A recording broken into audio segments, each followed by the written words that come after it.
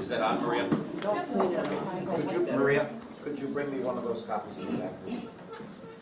All right. Thank you all for coming back, or at least those of you who did. As one never knows after the first week whether somebody will come back or not and what they're looking for. So I hope that we can enjoy continuing what we're doing here. As I mentioned last week, I wanted to take a little bit more time to look at Genesis 1, 2, and 3 particularly. We will not get all the way through to the end of the Jacob story today, and I don't plan to.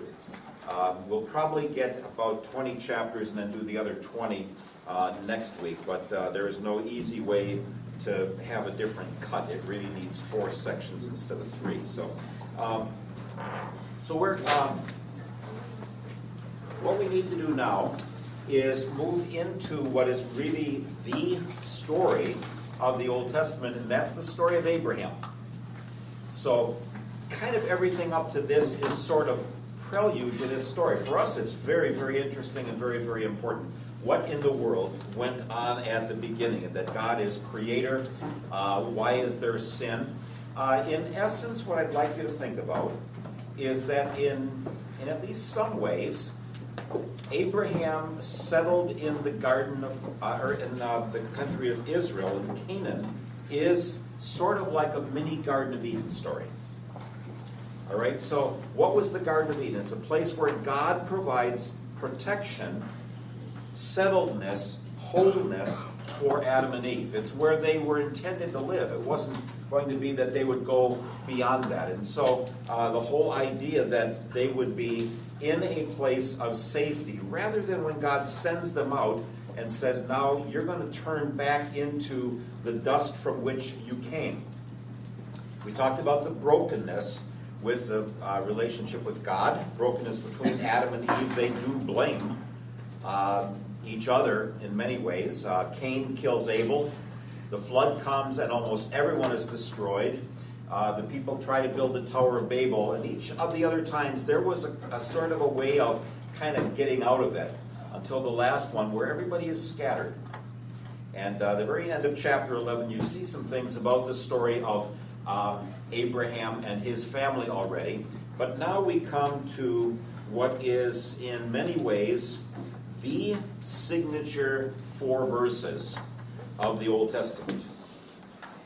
Now the Lord said to Abram, go from your country and your father's house, your kindred, and your father's house to the land that I will show you. I will make of you a great nation. I will bless you and make your name great, so that you will be a blessing. I will bless those who bless you, and the one who curses you I will curse. And in you all the families of the earth shall be blessed.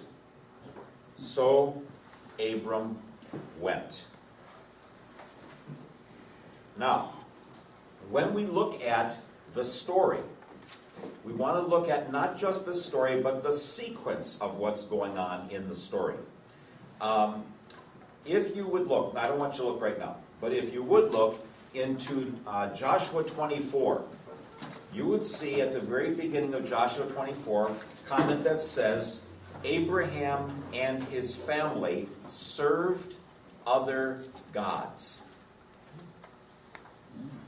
Most likely, my guess, since he moves from Ur of the Chaldees to Haran, most likely he and his family served the moon god, Sin, which we talked about last week, in Hebrew, Yariach, where the city of Jericho gets its name. All right, and so that's just absolutely a guess, but I remember when I was teaching this through, and we got to that point in Michigan, and one of my very, very dear members, who was a teacher in the school and had started the Sunday school way, way back when, I read that text and I said, why did God choose Abraham? And she said, because he was a believer. I read the text again. Abraham and his family served other gods. Why did God choose Abraham? Because he was a believer. We did that 3 times. All right? Because we're all conditioned to believe God chooses people who are already believers. Now, with Noah, it does say he and his family were the only ones who were righteous on the entire earth. Everybody else was wicked. So he and his family are saved, and then his kids don't show themselves very righteous with the whole thing about the wine and all that later. But Abram is approached by God, who says to him, I'm going to do something good for you. That's God's grace. God comes to unbelievers. People who are disconnected, okay, let's think of it that way. People who are disconnected, who are pulled away from him, he comes to them, he offers his grace. Someone who responds to God's grace becomes a believer, one who entrusts himself or herself to the grace that is offered. The sequence is the whole deal. Same deal with us. We don't choose God because we are good and we're going down the grocery aisle looking for the right kind of God to buy, and then we decide on this one and he says, oh, that was a good choice. Jesus says, you didn't choose me, I chose you. The shepherd goes looking for the lost sheep. God went looking for Adam and Eve in the garden. God initiates the relationship.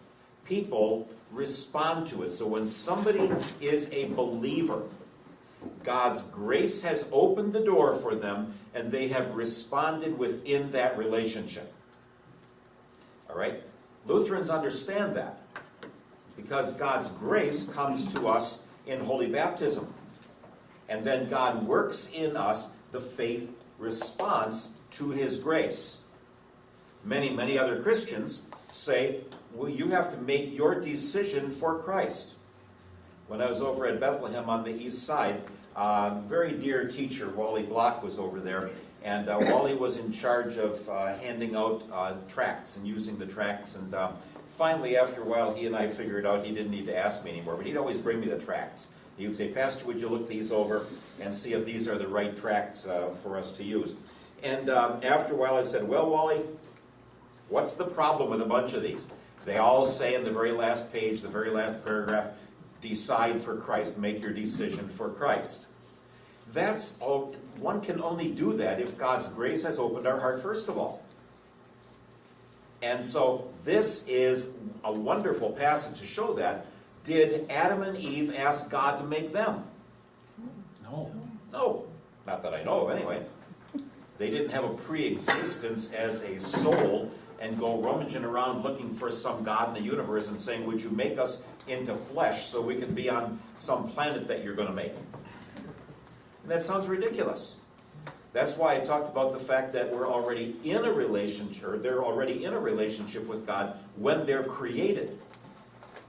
All right, they're already in a gracious relationship with him. They can leave it and go against it, but they don't choose to have it. They're already inside that deal. And so, as we look here now, God comes to Abraham. Leave your country, your father's house, go to the land that I'll show you. Now, this I haven't figured out yet. I am going to play around with this because the wind blows down here, and I don't know what to do with the wind blowing. But in essence here, he's up in Syria somewhere. He had been down in southern Iraq, which is way over here.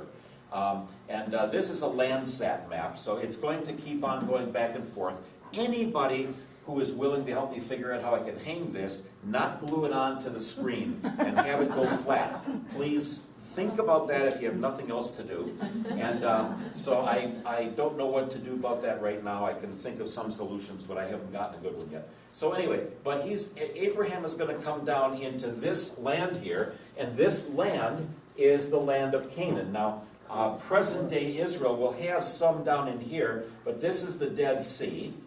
And in fact, this, since this picture was taken, is drying up. So the Dead Sea is dying even more because is Jordan on the east side and Israel on the west side. If you know anything about history, you know that neighbors get along because of water. Or don't get along because of water. But water is going to be the big deal for everybody. Farmers and ranchers understand this, and everybody else and his uncle just for getting that. And so, but Abraham is going to leave his family. Now, how old is Abram at this point? 75. 75 years old. How old is Mrs. Abraham? Probably 65. 65. We'll find that out later because she will say, my husband is almost 100, I'm almost 90. How can we possibly have any children? How many years had they been married by then? Guess. 50 years. 50 years. Wonderful guess. It's as close as I could get. Why? Because when girls could start having babies, they would get married. 14, 15, 13, 12, 16, somewhere in there. Right? So, Abram, 10 years older. Usually guys would be older because they had to be trusted by their family to be able to take care of their own family. They were all going to stay part of a community, but they were going to be old enough that now they can set up a home for themselves, and the family would be supportive of that. That's why a man leaves his father and mother and cleaves to his wife, and the two become one flesh, when everybody trusts him to be able to do it. So, Abram and Sarah are now 75 and 65, and they are leaving what? Haran. Okay, what else are they leaving? Family. Their whole family. They are getting exposed out in a situation where they have no family to support them. What are kids supposed to do for their parents? Dennis? Take care of Take care of them. Dennis and I had that conversation this morning. The challenges of parents as they get elderly and can't take care of themselves anymore. And so this honor your father and mother has very little to do with picking up your socks when you're a kid. Okay? It's taking care of your parents when they can't take care of themselves. All right? Don't just go off on your own. And of course, that'll be for another day to look at that more. We don't know that Abraham's parents are alive anymore. But he and his family have gone from Ur of the Chaldees in the southern part of Iraq. They've gone up into Haran, where the moon god was also worshipped. And now he's told, leave all of them.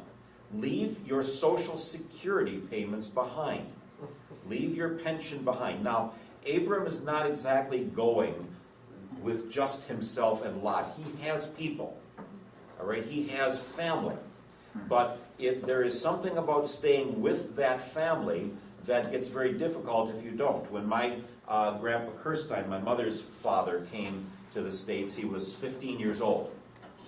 And he had a brother and a sister. The best I can figure out is they both came at the same time. I had thought Aunt Marie had come earlier, but the family tells me they all came at the same time. Some of the other kids stayed back and eventually buried first Dad in 1929 and then Mom after they fled in 1949. The Trapps, on the other hand, from central Poland, from central Prussia, all of the kids either died or left. So I have no idea what happened to my great-great-grandpa, Johann Trapp. No idea who took care of him. Maybe his wife's family, the Orlovskis, took care of them. They both died. I found their records in the late 1800s. But all three of their kids went to Detroit. Here, the kids are doing the same thing. They're leaving. But God says, I want you to leave, and I'm going to put you in a place that someday I'm going to give you. So the conceptual framework of this is that this is the land God promises to Abraham and his seed, though right now he's going to be a sojourner in it. Right? He's going to have a green card. In essence, he'll be there, but everybody knows he doesn't belong. Okay, I was talking to somebody the other day. I don't even remember the specific place of the conversation, but they were complaining in some church about the church secretary. She had only been in the church for 17 years. And wondered why she thought she had any right to make any decisions there. So, anyway, so, those who bless you, I'm going to bless. Those who curse you, I'm going to curse. God curses people? He tells you right there. Tells you right there. See, we don't like that kind of God. We only want a God who's nice to everybody. But God says, there are people who are going to hurt you, and if they try, I'm going to stop them. I'm going to limit them. They're not going to be able to do it. In many ways, how the story unfolds, the Pharaoh is going to say to Abram, get out of here. Abimelech and Gerar is going to say, pick any place you want. The one brings a curse on, get out of here. The other says, why did you do that to me? But leaves a blessing. And part of what I want you to think about as we look through this is the connectedness of the narratives. And I hope if you've had a chance to do some reading for today, you see there are some stories that pop up. I remember kind of the help that Genesis 14 gave me when I was teaching Genesis 19. The story about Abram and his servants and neighbors saving the people of Sodom and Gomorrah when they had been taken off in battle and were prisoners of war, and then what happens 5 chapters later when they are continuing to be wicked. Right? So it's not as if God hadn't been merciful to them. He had been. They went and lived a different way. So anyway, it says that God calls Abraham, promises to bless him. Now he does have one relative, Lot, who's going to come. Lot will eventually disappear as well. He'll disappear at the end of chapter 18, right, with he and his 2 daughters. He never comes back to Uncle Abraham to live by him again after all of his property is lost. And so one of the strange things about the story is there are so many places where somebody shows up in the story and all of a sudden they go poof. Whatever happened to them? Sometimes we'll get one of these wonderful summaries with the names where it says, and here's the descendants of this one and this one and this one, which we're all bored to read through and can't wait to get rid of it. But that's saying they had an ongoing history. But other times we're going to see the Ammonites and the Moabites, the descendants of Lot and his 2 daughters. They're going to be on the east side of the Jordan. So they're going to show up again. But in terms of the Abraham story, it's almost like, okay, get rid of everybody else. Here's where we go. So Abram is 75 years old, takes his wife Sarai, his son, his nephew Lot, and Mrs. Lot. We don't even get her name. And they go into the land of Canaan. Now, I don't have a big enough map to show you here. Excuse me. But Canaan, Canaan, is in essence a word in Hebrew for being a merchant. And this is between, as I said last week, between Egypt and Assyria. So there were a lot of caravans that are going to go through by various routes here to bring stuff from one place to another. And so, was Abraham supposed to evangelize? Was he supposed to tell the good news about Yahweh? Yes. Where does it say it? In the Bible. Where? See, now I'm going to get sneaky. Now you're really taking it. Now I'm really taking it to you because I don't think it does. Not to him. He is not told, go be an evangelist. Okay? He's told to go move into the land. It's going to be yours someday, but just go into that. And so he comes to the land, and then it says he goes first of all to Shechem, and the Canaanites were in the land. And the Lord says, to your offspring I'll give this land. And then he goes east of Bethel, where Bethel is, or by Bethel, where Bethel is to the east, and Ai is to the west. And then he goes journeying down further to Hebron, and then down into the Negev. So he goes from the north to the south. And several places along the way, I think he ends up kind of down here. I'm sorry, this keeps on flying, so at the break, somebody will help me figure that one out. But he'll end up down around here. And so he comes this way. Maybe he comes along the Jordan. Can't be exactly sure. But none of this is going to be his. He's going to be a sojourner. And he's told, in one place it says 4 generations, and a very close place after that, it says 400 years. So it's going to be a long time before anybody owns that. And so he gets down to the Negev. The Negev is just the desert area at the very south. My wife Kathy and I lived in the Negev, in the northern Negev at Beersheba for a couple of months way back in the 70s. And we did an archaeological dig farther east. Any of these people who go on an archaeological dig up by the Sea of Galilee, and they can go dip in the water at night, that's not archaeology. It has to be so hot and dry that you're not sure you live till morning to be archaeology. One of the leaders at the Beersheba dig, Yohanan Aharoni, he said the first thing you want to do if you're going to do an archaeological dig is go there 10 years before and plant some trees.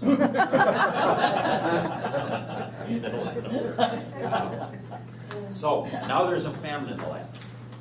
And this is the first of 4 times that Abraham is going to do something, Abram as he's called here, he's going to do something that's kind of outside the proper bounds. And he goes down into Egypt, and he tells his wife, tell them, you are my sister. Now, I have read a goodly number of commentaries on Genesis, and it sounds simple. Well, tell them that you are my sister so that my life is spared. I still haven't really found the reason why. Wasn't it because of her beauty? Well, that's why it'll be spared, but why couldn't they kill him anyway?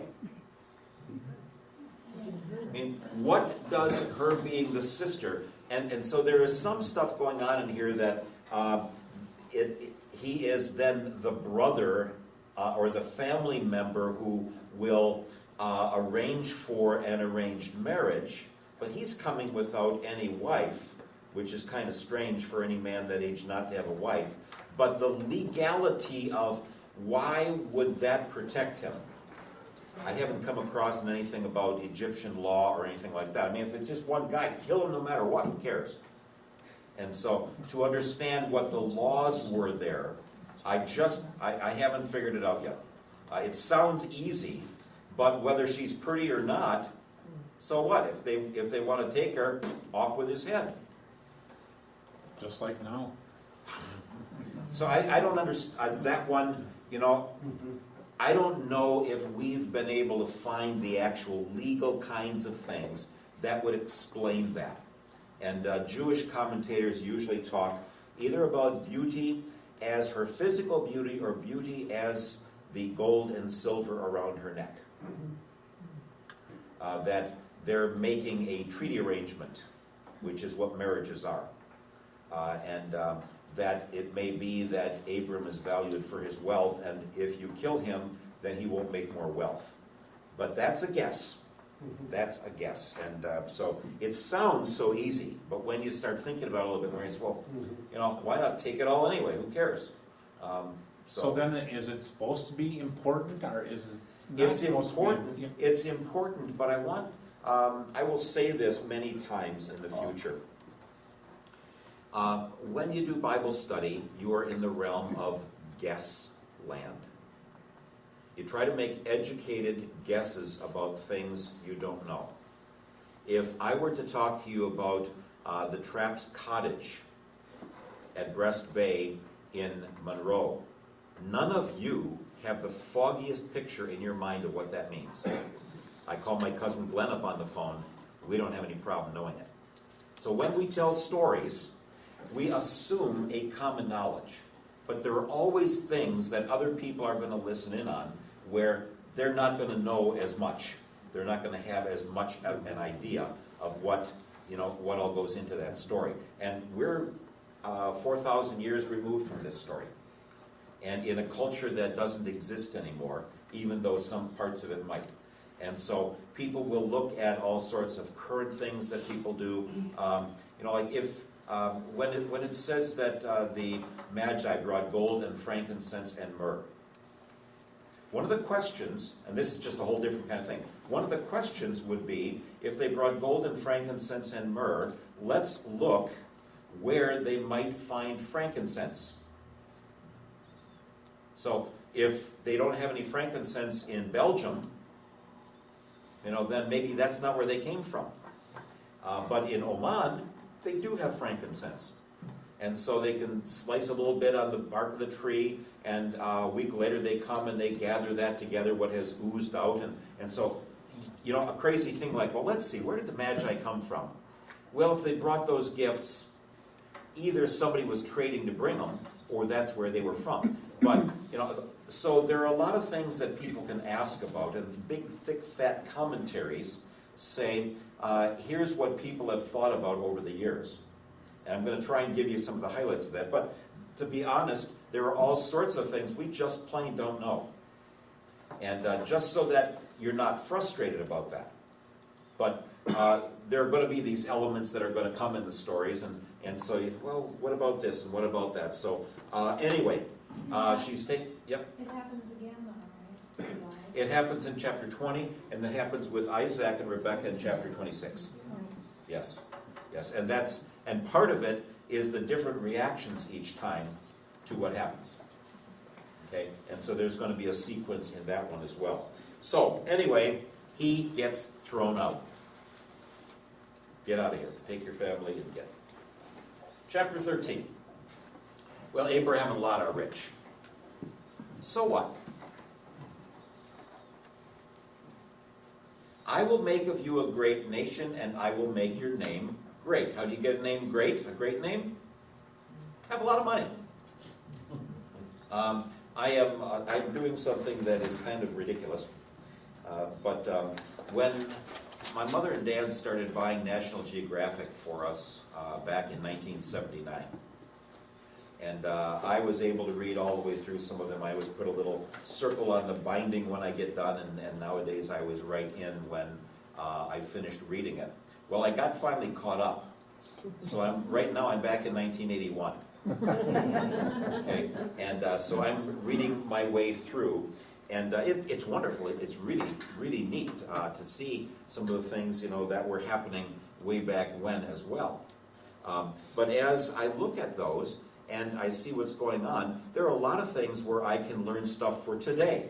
A lot of the things don't change. The geography isn't going to change and things like that. But there is always a limit to how much you'll learn from any of those articles. And so as we look here and we look at Lot and him being rich, well, I came across the name of a 34-year-old young guy named Donald Trump. He was already well known back in 1981. Okay, now they're closing Trump Plaza, but already then he got into a magazine because he was rich. So, you want to be well known? Are Abraham and Lot well known? Well known enough that they have so many possessions they can't live together. Their shepherds are getting into squabbles with each other over grazing lands. So they have to split. But there's Donald Trump, 34 years old, and some people, I guess they've gone poof. Others, they kept on going and kept doing what they were. So Abraham says to Lot, you pick wherever you want to go, and I'll take the rest. It's a rather generous, magnanimous kind of thing to do. He's also saying, I'm not going to have any immediate family watching me. Okay, we're rich, we shouldn't get into a fight, we're brothers. But then he's not going to be as close. He's going to care about him, but he's not going to be as close. And so let's have no strife between the two of us. So Lot looks around and he sees the garden of God, which is this down here. Okay, most people think it was at the southern end. It doesn't look exactly real exciting and inviting right now. Okay, but it says in the text at one time it looked like the Garden of God, the Garden of Eden. So little hints of those things. It looked like that wonderful place, and so there's apparently rainfall and everything down there, and so that's where he goes. We're going to look a little bit more in chapter 14 about that part of the story.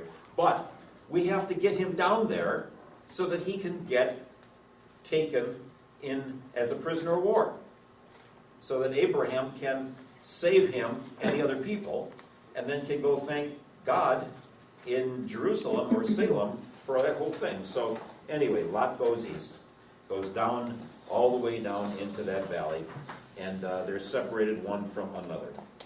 And God says to Abraham, I'm going to give you all of it. So we get this several different times within our narrative. I'm going to give you all of this land. Now that doesn't mean just geographically, it means also protection-wise. I'm going to have a place for you where you'll be protected from all the dangers, which is really what the Garden of Eden was to be protected from those things that could come in from the outside, even if it's only thorns and weeds and things like that that go into the wrong place. So God is saying, I'm going to be doing something very wonderful for you. Well, then we get to chapter 14. Now, in the ancient world, as I said, we have all this trade going on, north and south. And if any of you have ever had the joyful experience of driving around Chicago about 4 o'clock in the afternoon, you can be on 90, you can be on 94, you can be on 294 and 394 and a whole bunch of other stuff around there, I guess. But as you go around Chicago, why does the traffic get so tight?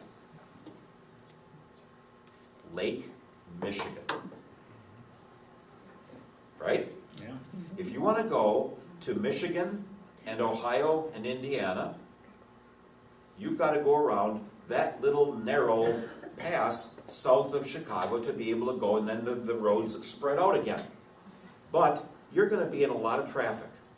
I was in Chicago a couple of weeks ago, and now it's 2 hours from the airport to get to downtown on a Saturday morning. 2 hours, I can practically see it the whole way. But if you look here, to the west, you've got something called the Mediterranean Sea. Over here, on the east side, you've got nothing but desert. These are rather high. This is the country of Jordan today. And so there are several routes. There's a route that kind of goes along this way to go to Egypt. There's a route that goes here and goes down. There is a road that goes along here. So there are a few places that you can go to travel to get there. Well, one of them is down around here. And so a caravanserai would be where they would put people up for the night. And if you were in business in the Middle Ages, you would probably have had the worst luck in getting attacked and having someone take your goods if you were on the river system in Europe at any bend in the river, where your ship has to slow down to make a turn. All right? And so what do you see at a lot of bends in rivers? You see a lot of castles. Now, castles can be two things. Number one, it can be where somebody says, we will protect you from here to here. You give me money. What do we call that money? Tolls. Tolls. What do you do around Chicago? Tolls. Tolls. Those people smiled so nicely at me. I think there and back, I think I was close to $20. Because nowadays they have the one pass or whatever they call it, but you have to spend $100 to put the little box in your car. Yeah. And then they say, see, you could have paid half as much if you had that little box in your car, but the box in the car is $100, I'm not going to pay that, so they got my 20. But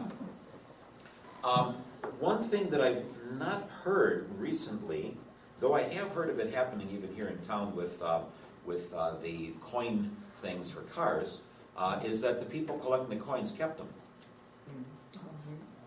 Okay, so I know of somebody who kept the money. They didn't keep all of it, but they're bringing a whole lot of coins to different banks, and so they're going around town here. It's their job to collect the coins and bring them in, but this one individual, he did not bring it all in, and he got caught stealing some of the coins. Well, these folks for 12 years. These folks for 12 years, they're collecting the tolls and sending it off to southern Iraq to Khedr Omer and his boys. Year 13, they say, we think we'll just keep the money. Year 14, after they have beaten up everybody else they can find, they come and say, we're taking you away. You're not protecting our traffic, our truckers who are going through here with their caravan loads. You think you can keep the money when we were letting you keep a part of it, and so, no, we're not going to let that happen anymore. So they haul a whole bunch of them away. That's chapter 14. There's somebody who was a fleer from the whole thing, who decided, I'll go tell Abraham that his nephew Lot got stolen. So he goes and he tells Abraham, and what does Abraham do? How does he go and rescue him? Huh? With his 318 men. He has 318 people working for him in his household. Those are males who are doing the work. Is he rich? Yeah, he's gotten to be pretty rich by now. And he's got a force that goes with him. And along with some other guys he's made friends with some guys in the neighborhood. And they all go and they rescue Lot, and they rescue the kings of Sodom and Gomorrah and Admah and Zeboim and Zoar, and they bring them all back. And so they're strong enough to defeat those 4 major kings. Well, when they get back, we get into a text that is well known in the New Testament, particularly in the book of Hebrews, about a king named Melchizedek, who was the priest and king to El Elyon, God Most High. And so he worships El Elyon. Abraham comes in, and it's sort of like Harry Truman, happy days are here again. Because all of a sudden, this fella, Abram, comes with this whole entourage, bringing back all of the stuff that Kedorlaomer and his friends had taken. And what does he do with 10% of it? Puts it in the offering plate. Well, isn't that nice? Didn't even know that was coming. We didn't know anything about Melchizedek. But where is Salem? It's usually connected with Jerusalem. Now, there was another old name for it from the 1800s called Jebus. But people connect that, Salem, with Jerusalem, and that as Abraham is going on his way back, he is thanking the Lord God there at a shrine. So we have to assume from a couple little things like this that Abram wasn't the only one who believed in Yahweh. Okay, I think we're going to probably guess the same thing about Moses' father-in-law. Okay, that he also is a believer. So they didn't get chosen to be the one through whom a blessing would come, but there are some others, and just little hints about it along the way. So anyway, Abram is blessed by Melchizedek. Now, later, it's going to say that Jesus, in Hebrews, serves as a priest king before God like Melchizedek did. Because nobody knows where he came from, and so Hebrews says he is the one who is our go-between. Now, part of what Hebrews is going to say is Abraham had all of his descendants in his loins. Okay? That was the Jewish idea, that all of your descendants are passed on as you have children and grandchildren and great-grandchildren, that they're all there, and they just haven't been born yet. So Levi, who is the high priestly family with Aaron and his children, would have been here. And so the book of Hebrews says to the theory that I buy in this from F.F. Bruce says that the priests who wanted to become and were becoming Christians in the early Christian era were bothered and wondered, how can we become priests? And the book of Hebrews says, well, there was a greater priest that even your ancestor Levi bowed down to in the loins of Abraham back in what we know as Genesis 14. And so someone even greater than Levi was serving between God and people. And so Melchizedek is a figure like Jesus, and he'll show up in Psalm 110 as well. Now, what I just told you about, I'm going to ask you again in about 4 years. Say, do you remember back when we talked about Genesis 14? And you all say, yes, we remember that very clearly. Chapter 15. Now, lots of possessions, no kids. Now what are we going to do? Now God comes to Abram in a vision. How did he come to him in chapter 12? 3 words. 3 words. In chapter 12, how did he come to him? 3 words. In a dream? In chapter 12, how did he come to him? How did he come to him? We don't know. It says, the Lord said to Abram. It doesn't say anything more. This Lord said to Abraham, or Abram. We don't know. We have to live with that. We have to live with the fact that there are different ways that different parts of the Old and New Testament talk about appearances, and it just as God appeared.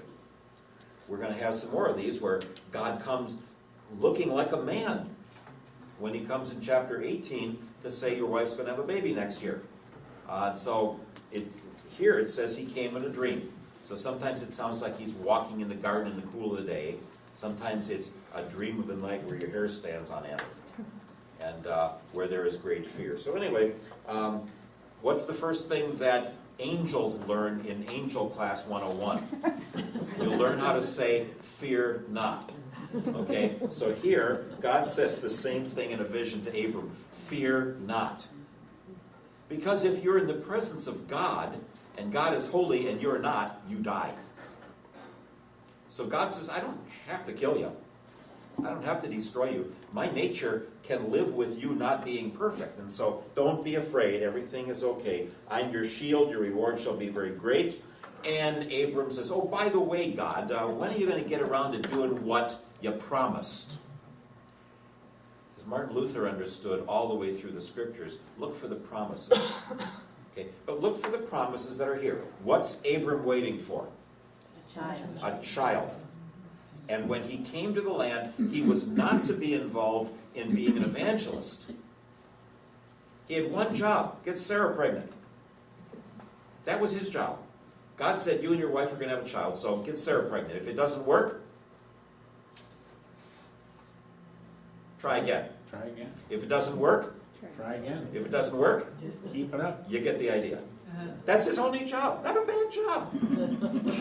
Not a bad job. Just get your wife pregnant. It's to become fruitful, right? He's to become fruitful, yes, and multiply, and fill the earth and subdue it, yes. And so keep trying to get her pregnant. Could be a good job. It's higher on the list than some of the other things that I've seen people advertise. So anyway, he says your rewards can be very great. By the way, God, Sarah doesn't even have her periods anymore, and I've got this servant from Damascus named Eliezer, whose name means my God is help. So how about if he helps us out? First time he gets in trouble is when he lies about his wife in Egypt. Here's the second time he's saying to God, maybe you need a little bit of help here, huh? Now, the most important thing that I can emphasize to you here is that the general notion of God needs help is deeper in our Christian psyche than you might believe. God needs help. If nothing else, we have to keep praying because he just doesn't have a good memory. A lot of people pray like God has Alzheimer's. They really do. Every 20 times a day, I got to remind God of what I want him to do for me. God didn't have Alzheimer's, but this notion of he can't remember or he can't do it, and if he doesn't have a memory problem, then he just doesn't have the power. And there are many people who say God is all good, but he's not almighty. He can't do everything. See, because we figure if he can do it, why doesn't he? Why doesn't he take all of our problems and fix them all right now? Wonder what the world would look like if all of our problems got fixed before we walked out of here. We probably wouldn't know how to find our way home. Isn't it though that God does know what our needs are? But he wants us to pray for others that need. I'm not even going to be sure on that. Okay, I don't want to just try that one here right now. We get to pray, whether he wants us to pray or we get to pray. He certainly says, cast your burdens on me. But in terms of prayers, there's one thing that says, help me, Lord, live with the way things are and with the promises you have made. Another thing is, God, I have a few extra things in mind for you, and I know you've got a bunch of time, so would you please do this for me?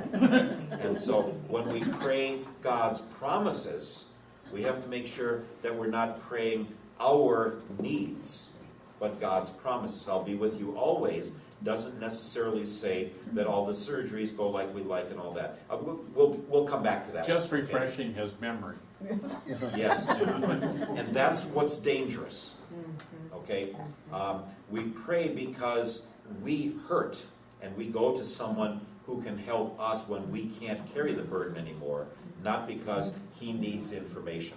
But let's leave that. We got a whole bunch of prayer time coming up here yet. But anyway, God takes him outside and says, see the stars? You know what that tells me? The vision was at night. Yeah.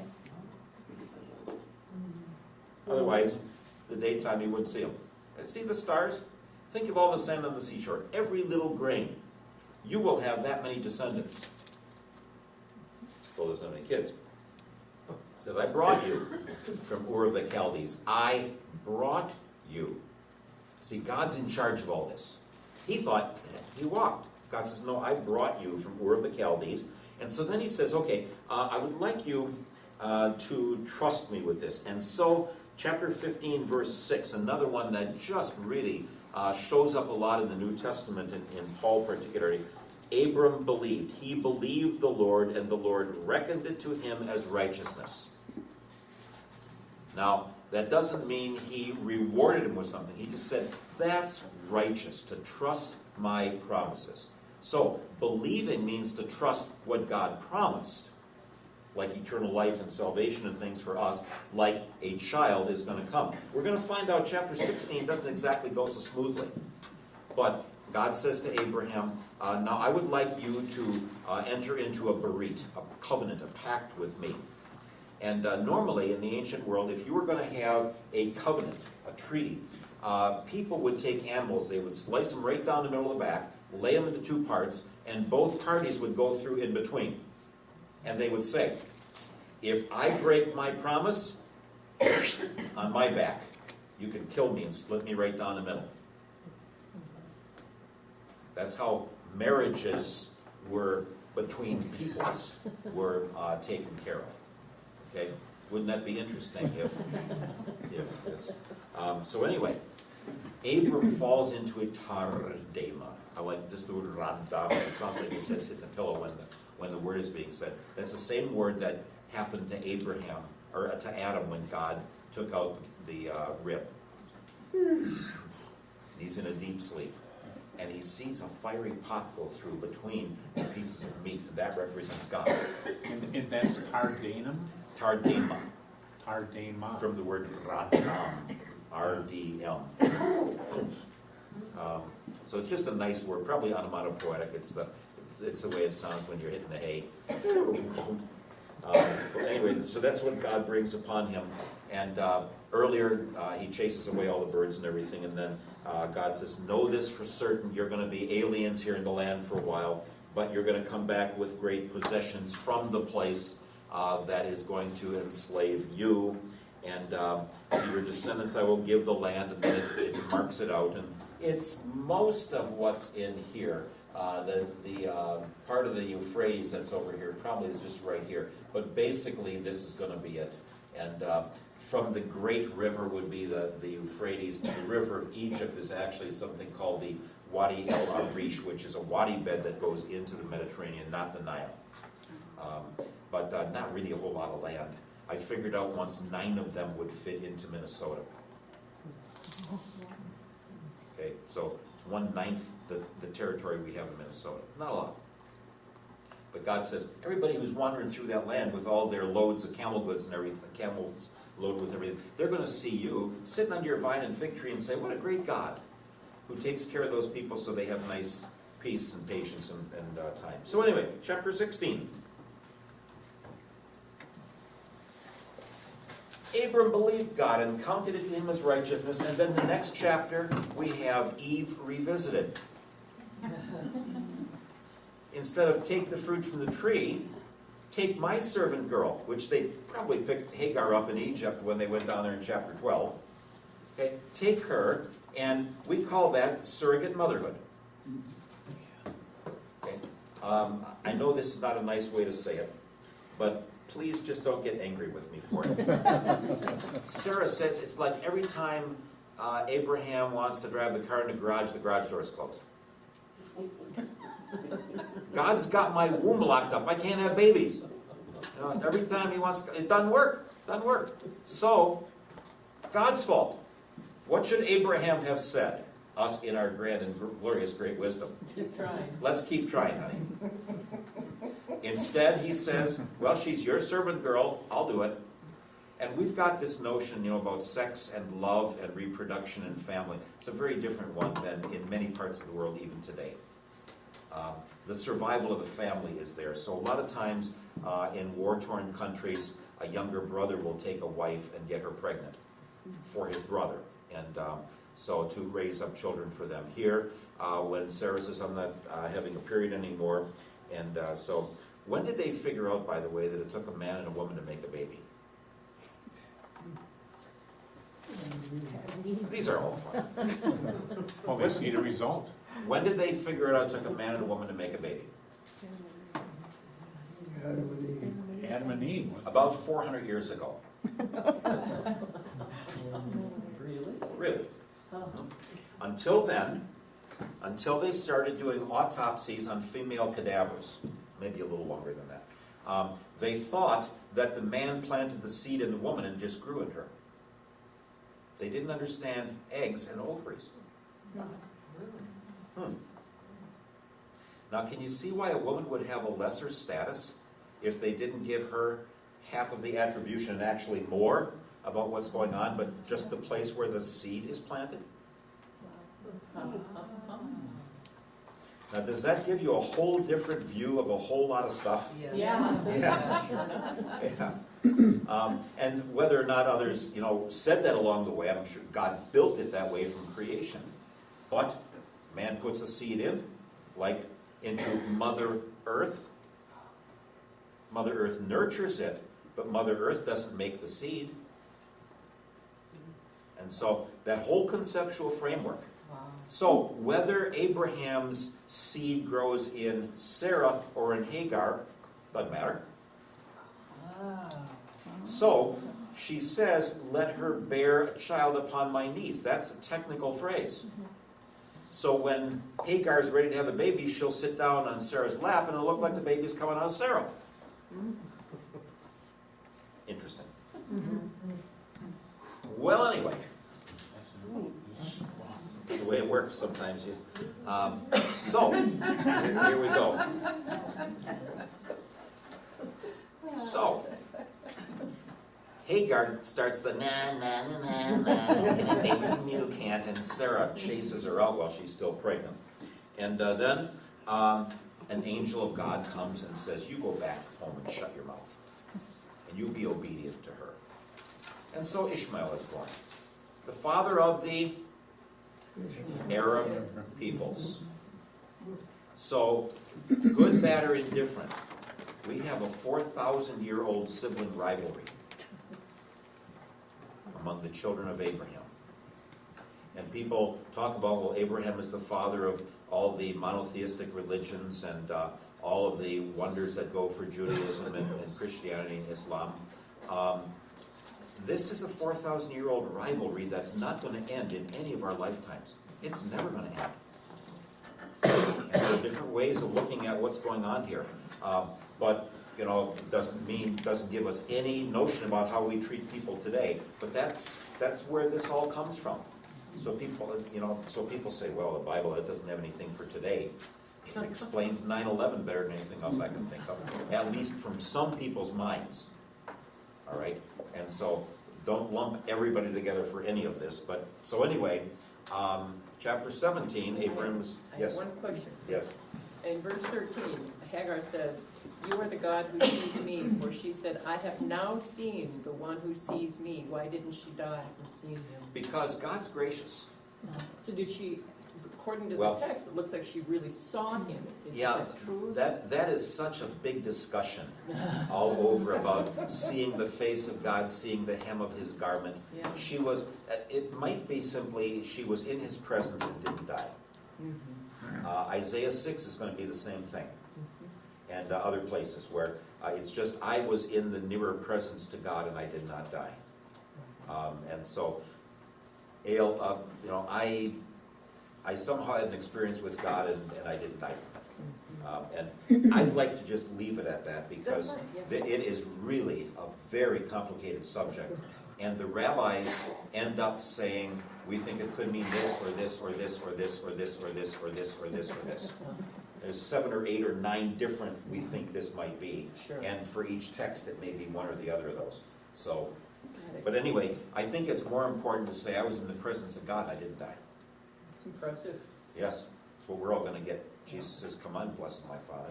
You belong in here now because of what I gave you. And so God's grace comes there as well. And that's one thing we ought to recognize. God's grace is there for sinners. Okay. He's 99 years old. God says, I'd like you to circumcise everybody on all the males born in your household and in your own family on the 8th day. And Abraham said to God, why didn't you tell me that 25 years ago if that's what we were waiting for? No, he didn't. But anyway, why do you make me wait 25 years? Now it's been almost 75 years that they've been married. And now he is told the covenant of circumcision.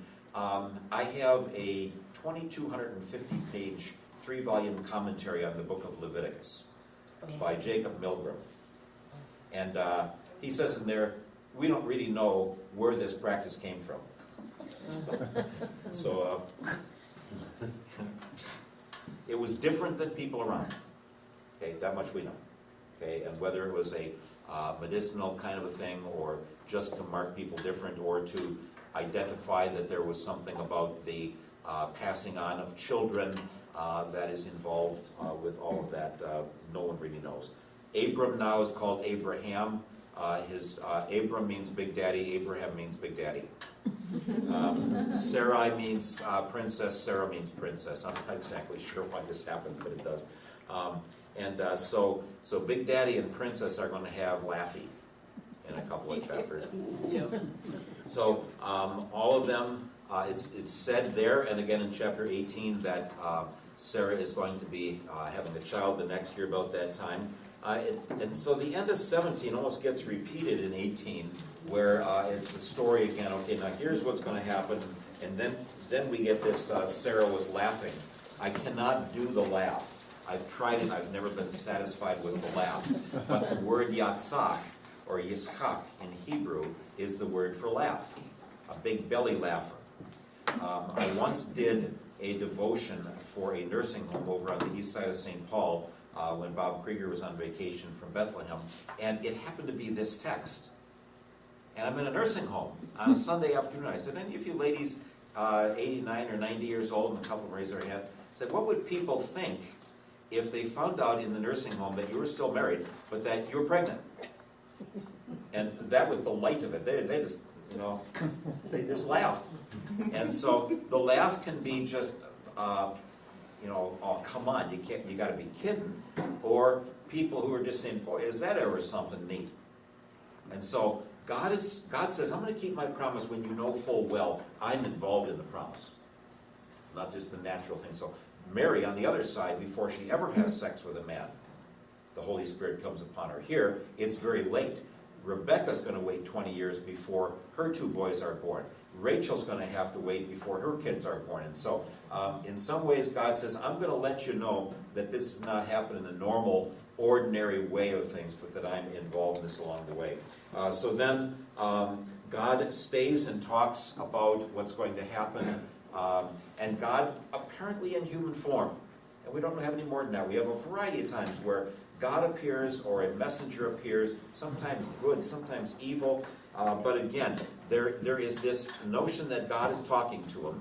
I like the text in Joshua where Joshua stands before a man and says, are you on our side or the other side? He says, I'm the head of the armies of the living God. Okay, I'm the head of the Lord of hosts.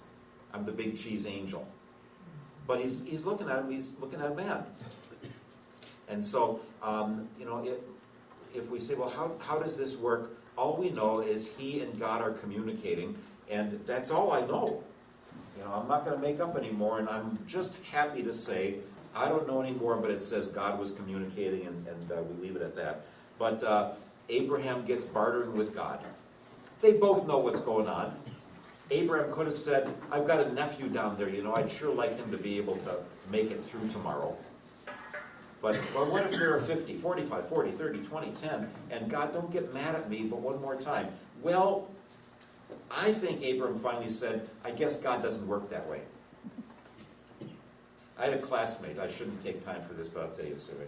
I had a classmate who was a pastor in a small town, somewhere I think in Ohio.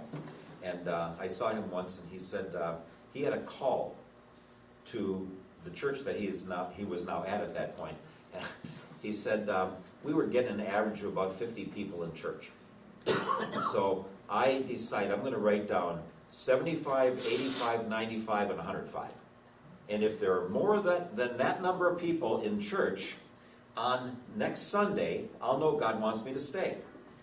And he's getting like 50 people in church, so if God throws a whole bunch of people, well, they happen to have somebody with a 50th anniversary. And they had exactly 105 people in church. And he said, so I didn't know what God was saying. And I said, what God was saying was, I'm not going to play that game with you. But anyway, God, I'm going to throw down the fleece, and you have to tell me now what's going to go on. So anyway, God just says, I'm going to do what I'm going to do. So what does he do? He doesn't find any righteous except maybe Lot and Mrs. Lot, the two daughters. The two daughters don't seem very righteous later.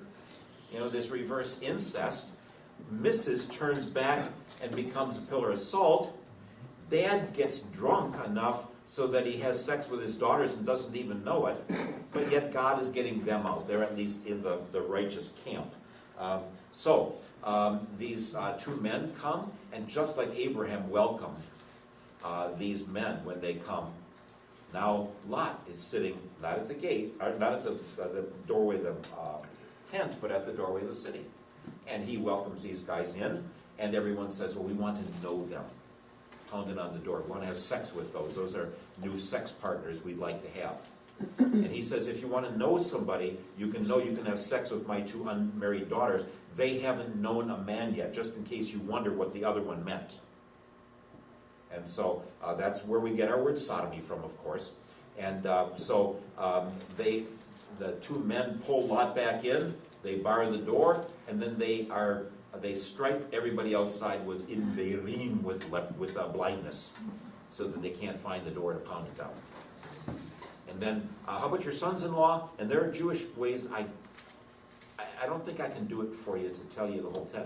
But there are some Jewish rabbis who have figured out how to make 10 people out of that family. The sons-in-law each had other daughters. They were already married. So there are 4, and then 2, and then 2. And I can't quite remember exactly how they do it. But they try to come up with the fact that there were 10. I don't think there were. But then the city gets bombed. Well, God can work through nature. That's the flood. He destroys almost everybody. He can work here through nature along with these messengers who come, where the fire and brimstone comes up. Fire and brimstone is a natural kind of thing. Later he's going to say to Israel, go into the land and go into battle and destroy the people. Those don't work so well, because they would rather make friends with them. But so Lot and his daughters, they're off to a corner somewhere, and then they disappear. Chapter 20. Abraham, now in time of another famine, just goes to the southwestern part of the country, and that's down here. Let's see, where is Gaza? Here's Ashdod, here's Ashkelon. Gaza is right here. So Gaza's just down at the corner. And the Gaza Strip is all this area in here. So Gerar at that time, instead of going all the way down to Egypt, he stays within the land. And again, he gets caught. Then, I'm sorry, what went ahead? He gets caught. And I feel so sorry for Abimelech. Now, some people say, hey, he shows up in 26 again.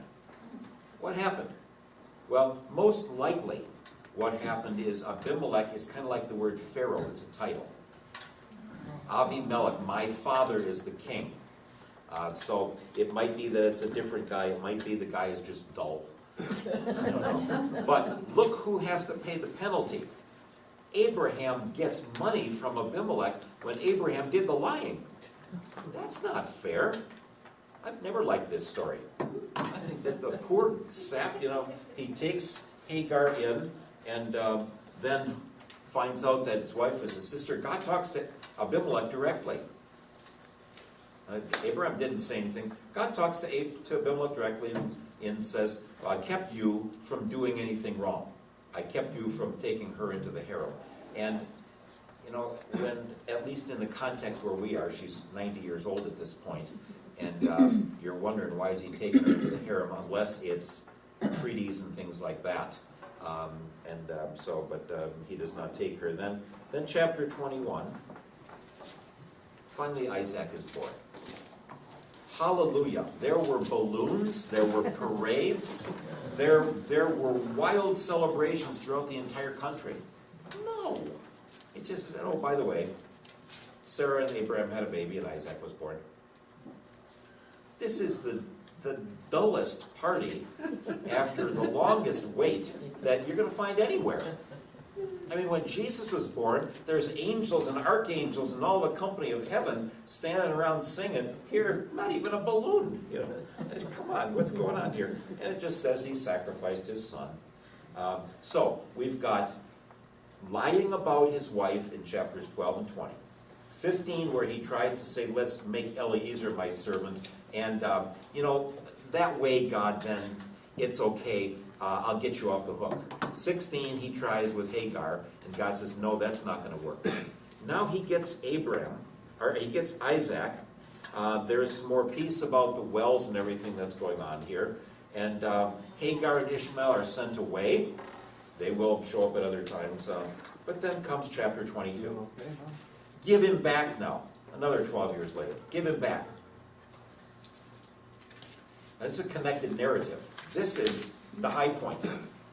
Give me your son, your only son, your beloved son. Ring any bells? John 3. God sends his only beloved son to the cross. Take your son, your only son, whom you love. I'm quite impressed with this story.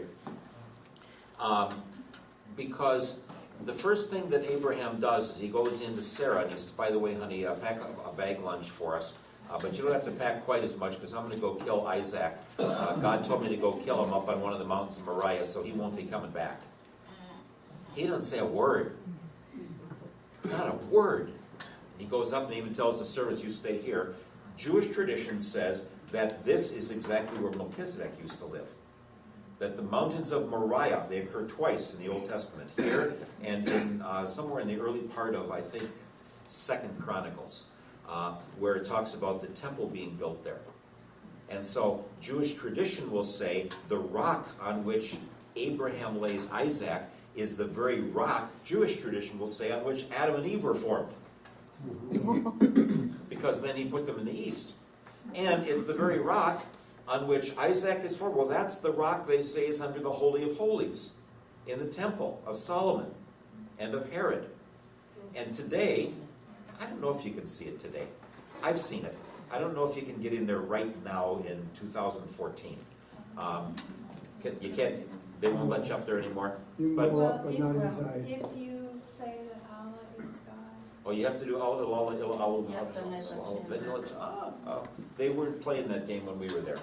So we took our shoes off and went in, and it's kind of looked down a little bit. By the way, you didn't go in then?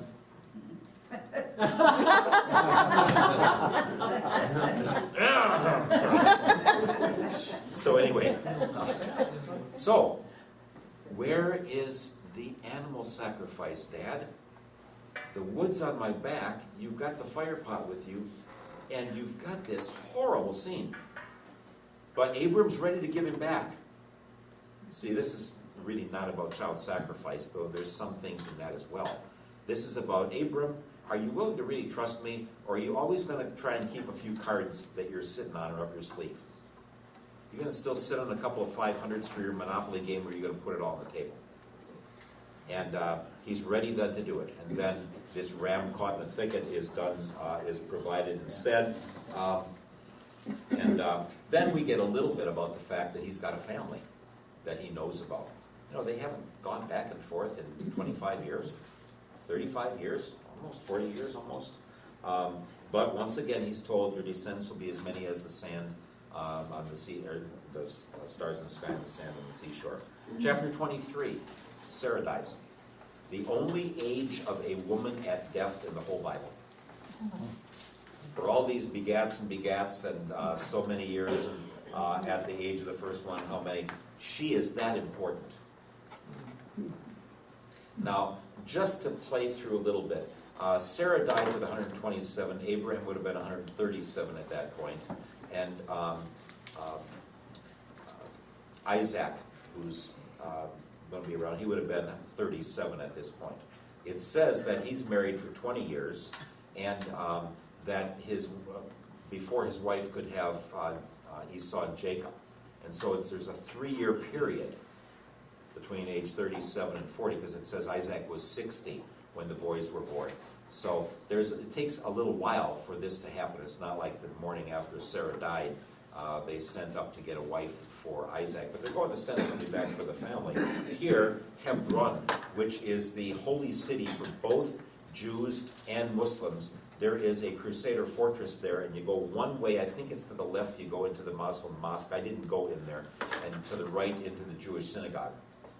And a Jewish doctor, it's probably 20 years ago now, went in during prayers and killed a whole bunch of people in the Muslim mosque. And I think this about 20 years ago, a Jewish doctor from New York. But the bartering here, I don't have time to get into details, but he gets into bartering. I'd like to buy the cave. Well, you can buy the cave in the field on which you're going to pay taxes. You aren't just going to buy the cave, you're going to buy the cave and the field. And he's a rich man. So the prices, we can guess, are very high. Okay. Chapter 24, now Abraham sends for a wife for Isaac. Remember this, because when Isaac goes, or when the servant goes for Isaac, we have 10 camels full of goods. How much did Jacob take along when he went to Uncle Laban's house? You have read that far. He went to work, he took nothing. So if mom and dad were really interested in getting a wife from the family, they sure weren't giving him any bride price to help him out with it. So it's more likely that he's doing the fleeing than that they just want him to have a child. But anyway, the servant says, well, God, the first girl who offers to take care of me, let her be the one. Let's get this done quick. And now, wouldn't that be the kind of prayer, What was his trick? Because that one worked. First girl right there, we pray for years for something. The first girl says, okay, well, Rebecca, well, we're relatives. And the morning, she's getting hauled back down there to get to Isaac. So not a bad deal.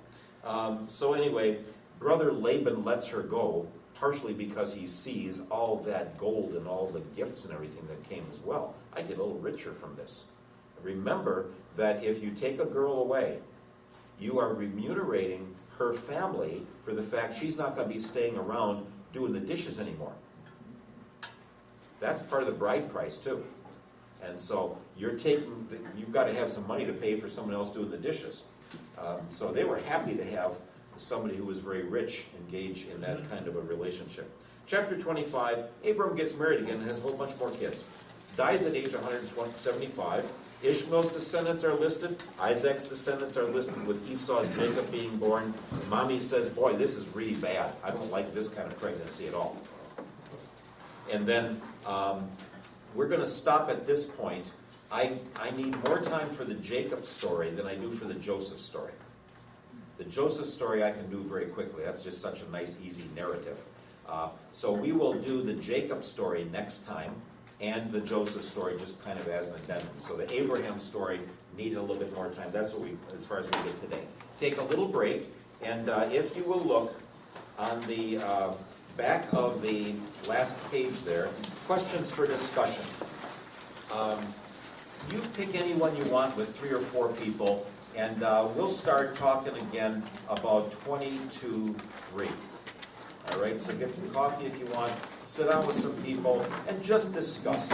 Pick any question or anything else where you say, I wish he would clarify this a little bit more, or I wondered about that. And then we'll take 20 minutes at the end. Okay, so little break.